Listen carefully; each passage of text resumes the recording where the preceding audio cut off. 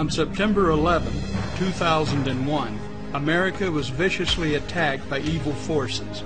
2,974 people lost their lives that day, placing 9/11 on the calendar as another date that will live forever in infamy. Americans were shocked, devastated, and outraged by the deaths of those innocent individuals. Yet on that same day, approximately 2,500 additional Americans died of cardiovascular disease. The next day, another 2,500 people died. And again on Thursday, and Friday, and Saturday, and the entire following week. In fact, a total of 75,000 Americans died during the month of September from cardiovascular disease.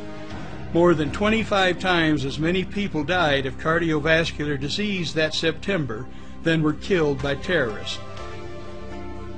Cardiovascular disease is the #1 cause of death in America. In 2001, over 900,000 people died from this silent killer.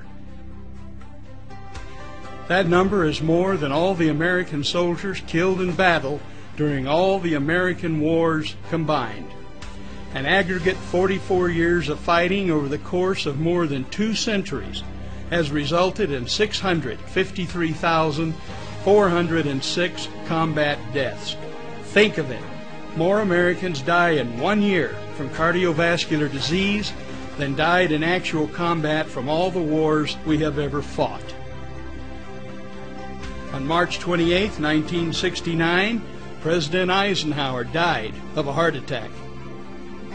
Less than 4 years later, President Lyndon B. Johnson died from a third heart attack at the age of 64. He was only 47 years old when he suffered his first heart attack.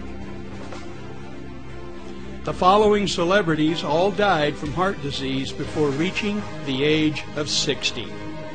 John Candy was only 43 when he died. However, John's father was even younger, dying at the age of 35 from a heart attack. At the age of 38, Peter Sellers suffered a series of heart attacks which permanently damaged his heart. A final heart attack killed Inspector Clouseau at the age of 54.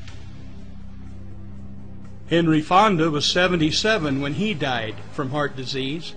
However, he lived longer than everyone else pictured here. In June 2008, Tim Russert collapsed suddenly and died while preparing for the television show Meet the Press.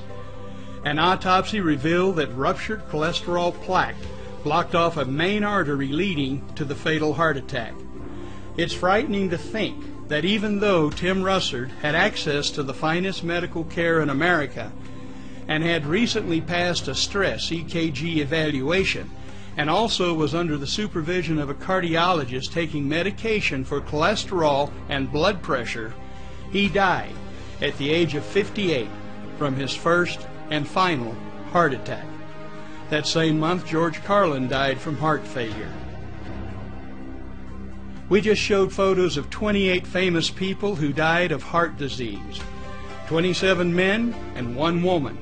However, the last thing we want to do is add to the myth that heart disease affects mostly men. Heart disease is the #1 cause of death for both men and women. In fact, more women die of heart disease in the United States each year than men. In addition, studies show that women are much more anxious about developing breast cancer than cardiovascular disease. There seems to be more news and awareness regarding breast cancer than there is heart disease among women. Yet 12 times as many women will die from cardiovascular disease than breast cancer.